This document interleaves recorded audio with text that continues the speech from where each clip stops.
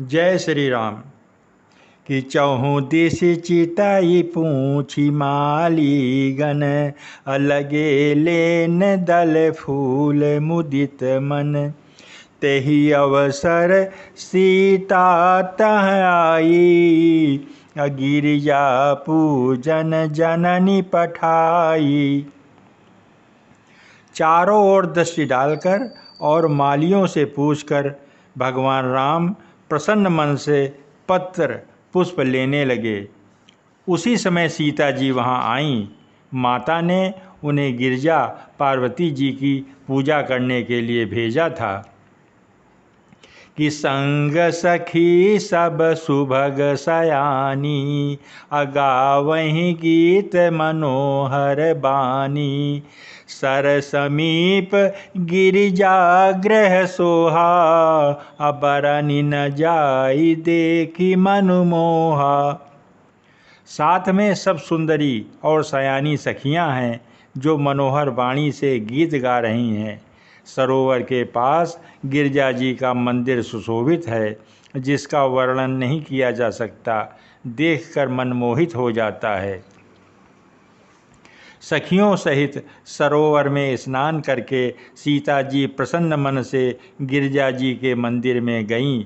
उन्होंने बड़े प्रेम से पूजा की और अपने योग्य सुंदर वर मांगा। कि एक सखी ऐसी संगु बिहाई, गई रही देखन फुलवाई। तेहि दो बंधु बिलो के जाई, प्रेम विबस सीता पहीं आई। एक सखी सीता जी का साथ छोड़कर फुलवाड़ी देखने चली गई थी। उसने जाकर दोनों भाइयों को यानी राम लक्ष्मण को देखा और प्रेम में विह्वल होकर वह सीता जी के पास आई। कि तासु दशा देखी सखिन, पुलक गात जलु नैन। कहु कारण निज हरस करी, पूछहि सब मृदु बैन। सखियों ने उसकी दशा देखी कि उसका शरीर पुलकित है और नेत्रों में जल भरा हुआ है। सब कोमल वाणी से पूछने लगीं कि अपनी प्रसन्नता का कारण बताओ। उसने कहा, दो राजकुमार बाग देखने आए हैं, किशोर अवस्था के हैं और सब प्रकार से सुंदर हैं। वे सांवले और गोरे रंग के हैं। उनके सौंदर्य को मैं कैसे बखान कर कहूँ। वाणी बिना नेत्र की है और नेत्रों के वाणी नहीं है। यह सुनकर और सीता जी के हृदय में बड़ी उत्कंठा जानकर सब सयानी सखियां प्रसन्न हुईं। तब एक सखी कहने लगी, हे सखी, ये वही राजकुमार है जो सुना है कि कल विश्वामित्र मुनि के साथ आए हैं। कि जिन निज रूप मोहनी डारी, कीने स्वबस नगर नर नारी। कि बरनत छवि जहाँ तहाँ सब लोगू, अवसि देखियहि देखन जोगू।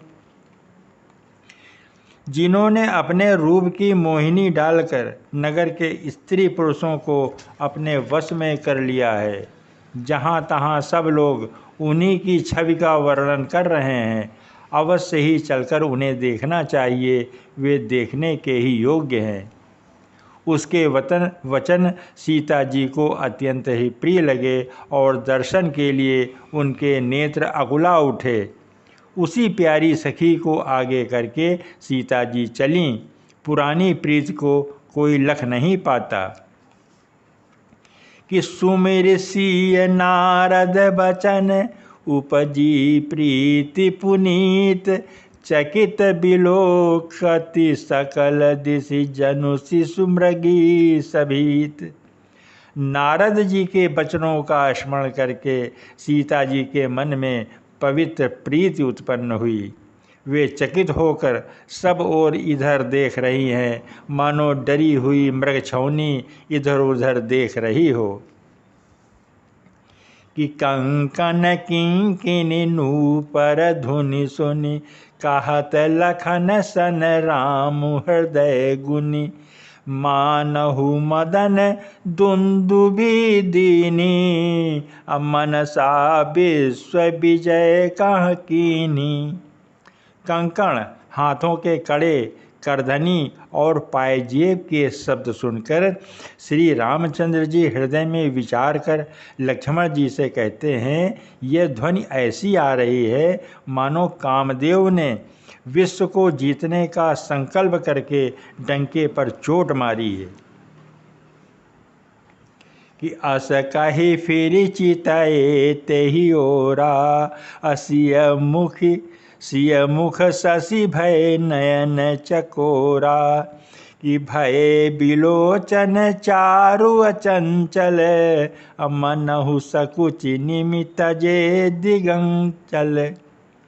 ऐसा कहकर श्री रामचंद्र जी ने फिर कर उस ओर देखा।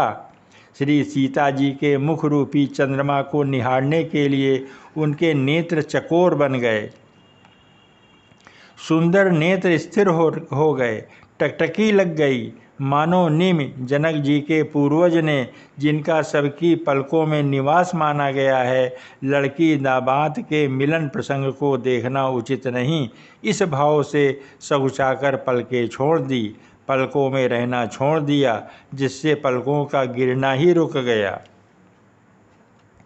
सीता जी की शोभा देखकर श्री राम जी ने बड़ा सुख पाया।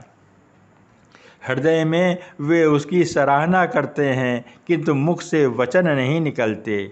वह शोभा ऐसी अनुपम है मानो ब्रह्मा ने अपनी सारी निपुणता को मूर्ति मानकर संसार को प्रकट करके दिखा दिया हो। कि सुंदरता कहूँ सुंदर करई, अच्छा विग्रह दीप शिखा जनु बरई। सब उपमा कवि रहे जुठारी, के ही पट तरऊ विदेह कुमारी। वह श्री सीता जी की शोभा सुंदरता को भी सुंदर करने वाली है। वह ऐसी मालूम होती है मानो सुंदरता रूपी घर में दीपक की लौ जल रही हो। अब तक सुंदरता रूपी भवन में अंधेरा था, वह भवन मानो सीता जी की सुंदरता रूपी दीप शिखा को पाकर जगमगा उठा है, पहले से भी अधिक सुंदर हो गया है। सारी उपमाओं को तो कवियों ने जूझा कर रखा है। मैं जनक नंदिनी श्री सीता जी की किससे उपमा दूं? किसिय शोभा ही बरनि प्रभु आपनी दशा विचारी, बोले सुचि मन अनुज सन बचन समय अनुहारी। इस प्रकार हृदय में सीता जी की शोभा का वर्णन करके और अपनी दशा को विचार कर प्रभु श्री राम जी पवित्र मन से अपने छोटे भाई लक्ष्मण से समयानुकूल वचन बोले कि हे तात, यह वही जनक जी की कन्या है जिसके लिए धनुष यज्ञ हो रहा है। सखियां इसे गौरी पूजन के लिए ले आई हैं। ये फुलवाड़ी में प्रकाश करती हुई फिर रही हैं, जिसकी अलौकिक सुंदरता देखकर स्वभाव से ही पवित्र मेरा मन क्षुब्ध हो गया है।